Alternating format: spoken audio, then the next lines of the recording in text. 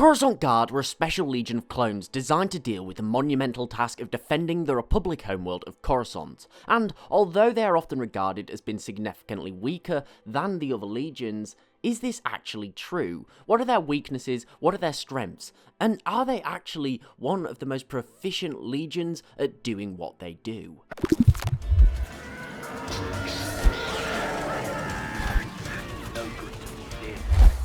Now, the Coruscant Guard was led by Commander Fox, and in general, they're one of the more disliked legions of the clone army. To some clones, they weren't seen as battle-hardened, and they didn't really do much fighting, and therefore, to some, they were naturally seen as inferior.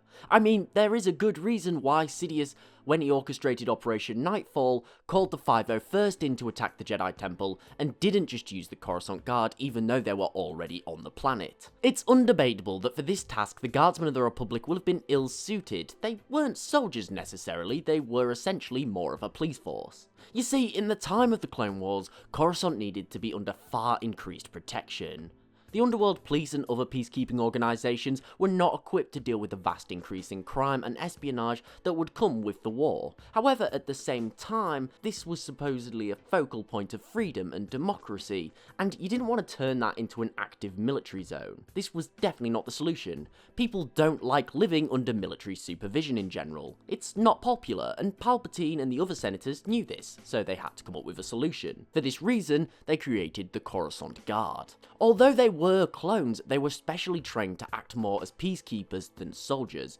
For example, they underwent extensive training with non-lethal equipment such as stun batons, riot shields, and other non-lethal weaponry. Not only this, but they were trained less in military tactics, but more peaceful strategies such as crowd control and dispersing crowds, and coordinating things such as threat analyses. We also need to consider these clones likely had a far better social understanding and general academic education than their counterparts who were fighting across the galaxy. They needed to be able to communicate with civilians nearly all the time and understand a wide range of dialects, and to an extent build up a rapport with the citizens of Coruscant in order to work effectively. Now, although some standard clone troopers did have some training and experience in this field, it wasn't as extensive. A police force that cannot work with its community that it's protecting is already at a huge disadvantage. I honestly believe that in general, the Coruscant Guard was kind of a brilliant idea. Their bright red markings set them apart from other clones, and their ability to work with people on Coruscant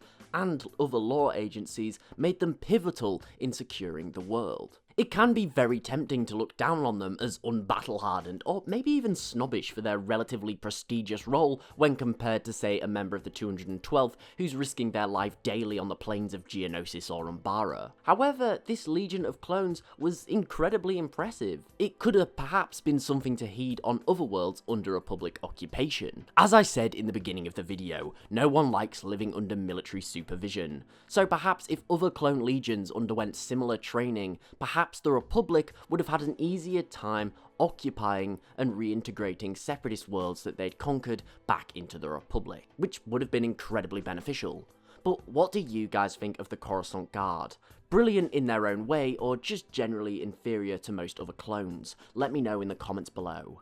Thanks for watching, I really do hope that you enjoyed. If so, please do remember to like, share and sub, as it's really appreciated. It helps the channel grow, and we are so close to 100k now. Also, don't forget to follow me on Twitter at @TheLawGuy and tick the bell for regular updates. But most importantly, thank you so much for watching. I really do hope that you enjoy this content, and I'll see you next time.